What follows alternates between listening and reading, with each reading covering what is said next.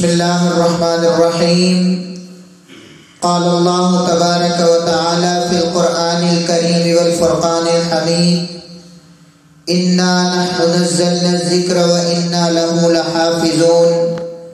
व क़ाल अल्लाहु तबारक व तआला फ़ी मक़ामिन आख़र, इक़रा बिस्मि रब्बिकल्लज़ी ख़लक़, ख़लक़ल इंसान मिन अलक़, इक़रा व रब्बुकल अकरम अल्लज़ी अल्लम बिल क़लम। सदक़ल्लाहुल अज़ीम।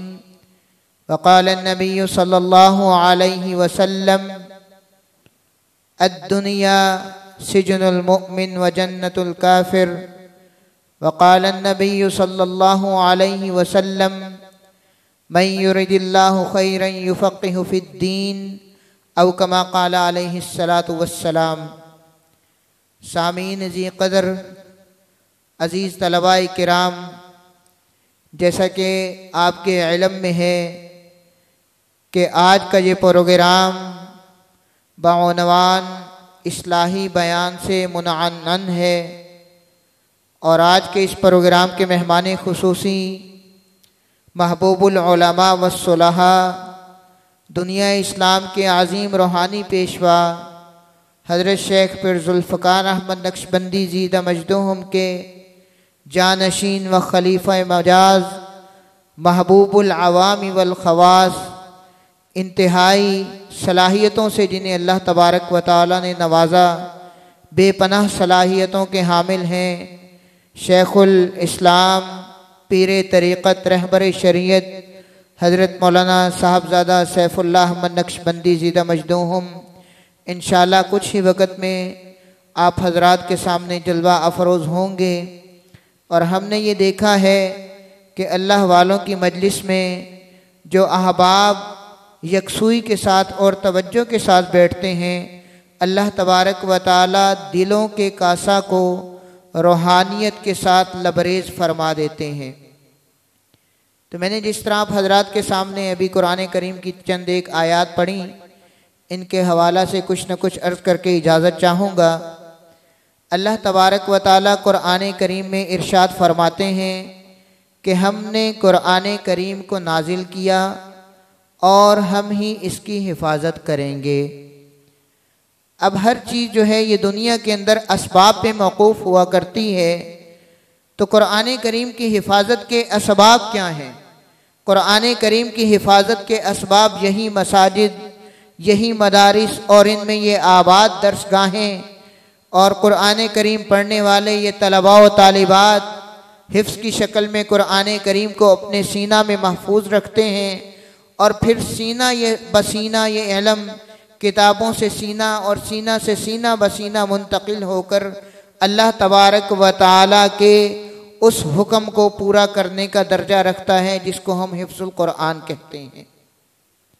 तो कुरान करीम ही वो वाहिद किताब है कि जिसके बारे में अल्लाह तबारक व तआला ने उसके अहकामात, उसकी हिफाजत, उसका पढ़ने का तरीका और उसके अदाब सारे के सारे कुरान करीम के अंदर ही बयान फरमा दिए।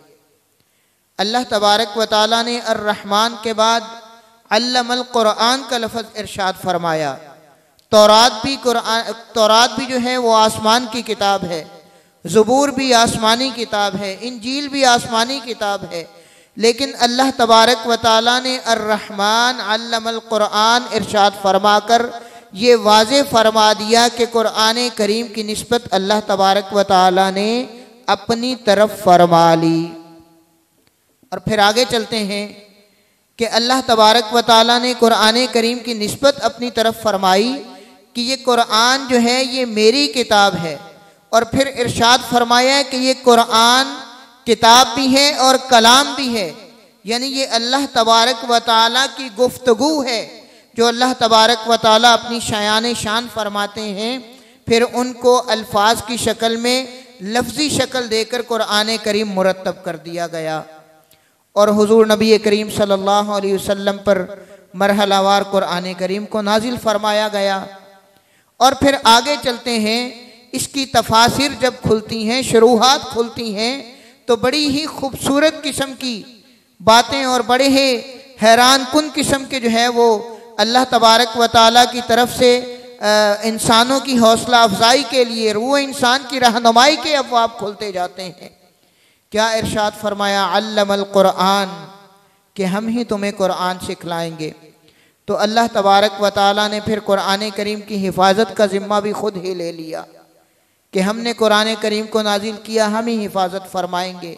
फिर आगे अल्लाह तबारक व ताला ने इन दो चीज़ों के जिक्र करने के बाद कुरान करीम को पढ़ने का तरीका भी कुरान करीम में इरशाद फरमा दिया।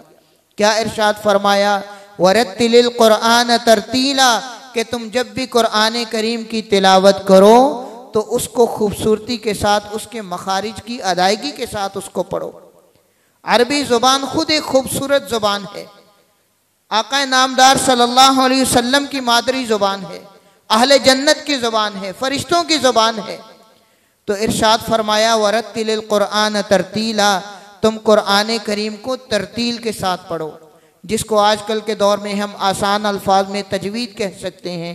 तजवीद के साथ पढ़ा जाए, मखारिज का, इसके गुन्ने का और मद्दे का, मद है, गुन्ना है, शद है, जितने कुरान करीम के मखारिज और उसके आदाब हैं उनकी तरतीब के मुताबिक पढ़ना, ये भी अल्लाह तबारक व ताला ने इरशाद फरमा दिया। और फिर अल्लाह तबारक व ताला ने इस कुरान करीम के पढ़ने वाले के लिए बेपनाह नेकियों का भी जो है वो वादा फरमा दिया। फरमाया कि तुम एक लफ्ज़ पढ़ोगे तो मैं तुम्हें 10 नेकियां अता फरमाऊंगा।